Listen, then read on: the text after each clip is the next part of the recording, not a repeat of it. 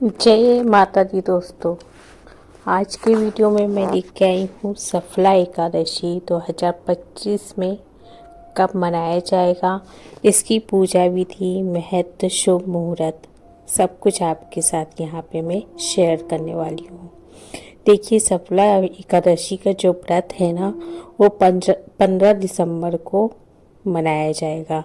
ये पौष मास के कृष्ण पक्ष की एकादशी तिथि पर पड़ता है, जो भगवान विष्णु को समर्पित होती है। इस दिन व्रत रखने से सभी कार्यों में सफलता और पापों का नाश माना जाता है। तब बात कर लेते हैं एकादशी तिथि प्रारंभ। 14 दिसंबर 2025 की शाम को लगभग 6:49 से शुरू होकर 15 दिसंबर को रात 9:19 तक ये तिथि रहेगी। तो उदया तिथि के अनुसार यह व्रत 15 दिसंबर दिन सोमवार को रखा जाएगा और पारण अगले दिन यानी कि 16 दिसंबर को सुबह के समय किया जा सकता है। पूजा के लिए अभिजीत जो मुहूर्त है वो दोपहर में 11:56 से लेकर 12:27 तक का शुभ मुहूर्त रहेगा। इसका जो महत्व है वो बात कर लेते हैं। यह व्रत विशेष रूप से छात्रों और कैरियर की चिंता करने वालों के लिए बहुत ही फलदायी माना जाता है, क्योंकि इसमें परीक्षा और कार्य क्षेत्र में सफलता मिलती है। भगवान विष्णु की पूजा अर्चना और दान से अश्वमेध यज्ञ के समान पुण्य प्राप्त होता है। साथ में यह समय विष्णु की पूजा के लिए अभिजीत मुहूर्त में जो पूजा का समय मैंने बताया वो सर्वोत्तम माना जाता है। तो कोशिश कीजिएगा कि 11:56 से लेके 12:27 का जो शुभ मुहूर्त है आप इस समय पूजा कर लें। अमृत मुहूर्त जो है वो सुबह 7:06 से लेके 8:24 तक है। और फिर दूसरा शुभ मुहूर्त है 9:41 से सुबह ही 10:59 तक है। और ब्रह्म मुहूर्त जो है 5:17 से लेकर 6:12 तक रहेगा। स्नान के लिए बहुत ही सर्वोत्तम समय है ब्रह्म मुहूर्त में, तो आप इस समय स्नान दान कर सकते हैं।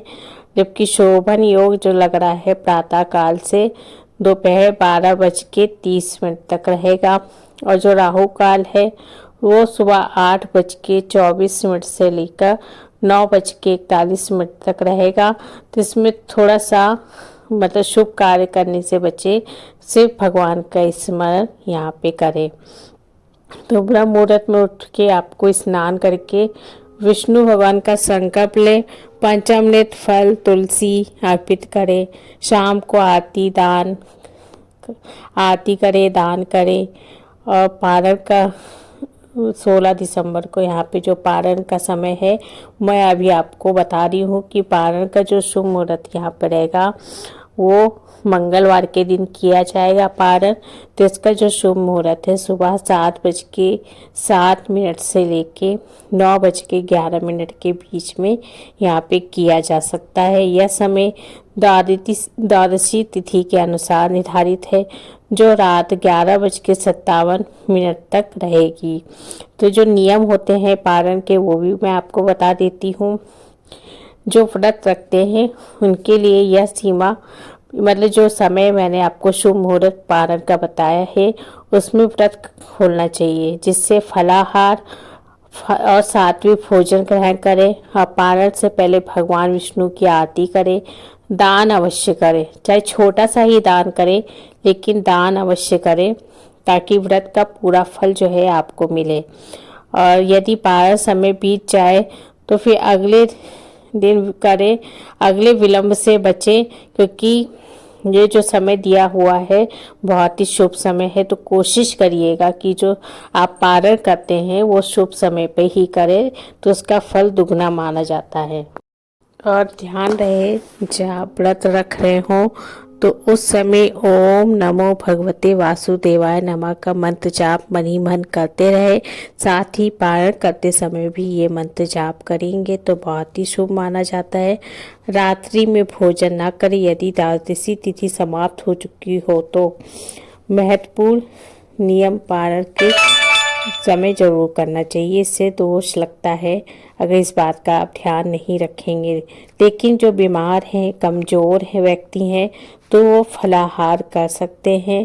पूर्व पारण नियमों का पालन करते हुए दान पुण्य के साथ ही भोजन को ग्रहण करना चाहिए। अब बात कर लेते हैं कि सफला एकादशी के दिन जो पूजा का सामान लगता है वो क्या होना चाहिए। देखिए, भगवान विष्णु की यहाँ पे मूर्ति होनी चाहिए, चित्र है, फोटो है, जो भी है आप उसको स्थापित करने के लिए रखें। पंचामृत रखें जिसमें दूध, दही, घी, शहद, गुड़, आप चाहे तो इसको सब में एक साथ मिला लें या अलग अलग भी रख सकते हैं। और तुलसी दल, दो तुलसी का पत्ता होता है वो विष्णु भगवान को अति प्रिय है तो ये अवश्य रखें।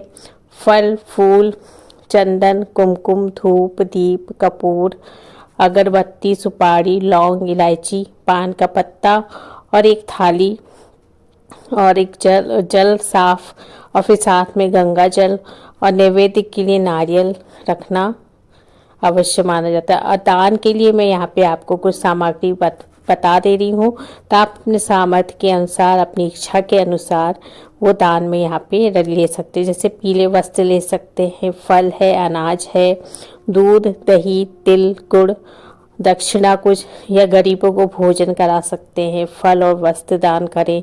शाम को विशेष रूप से तिल और गुड़ का दान करना बहुत ही फलदायी माना जाता है। साथ में अगर ये शाम के समय आरती के बाद जैसे विष्णु सहस्त्रनाम का पाठ करें शाम के समय, और शाम की आरती करने के बाद अपने हाथों से अगर आप किसी चीज़ को अर्पण करते हैं बहुत ही शुभ मानते हैं। अब बात कर लेते हैं पूजा विधि की।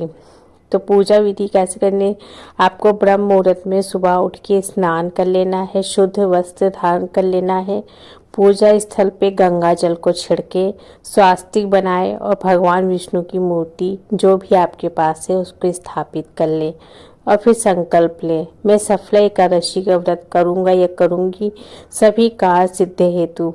मुख्य पूजा चरण, संकल्प और आसन। विष्णु चित्र को स्थापित करने के बाद आसन बिछाए पहले, फिर दीप प्रज्वलित करें, धूप अगरबत्ती जलाएं और फिर मंत्रोच्चार से चंदन, फूल, फल, पंचामृत, तुलसी पत्र अर्पित करें। ओम नमो भगवते वासुदेवाय नमः का जाप करें। विष्णु सहस्त्र नाम का पाठ करें। एकादशी व्रत कथा का पाठ करें। एकादशी स्तोत्र पाठ करना चाहे तो कर सकते हैं। अभिजीत मुहूर्त में आरती करें। शाम की पूजा इसी तरीके से करनी है और दीप दान भी करना है, साथ में कथा सुनना है, भोग लगाए। ध्यान रखें कि जो आप भोग लगा रहे हैं उसमें तुलसी दल अवश्य डालें। और पारण और दान का जैसे मैंने बताया 16 तारीख को करना है, फिर दूसरे दिन वैसे ही करके दान करने के बाद ही आप भोजन करके व्रत का यहाँ पे पालन कर सकते हैं। दोस्तों, ये थी सफला एकादशी व्रत के बारे में। वीडियो पसंद आए तो मेरे चैनल को सब्सक्राइब कर लीजिएगा। धन्यवाद।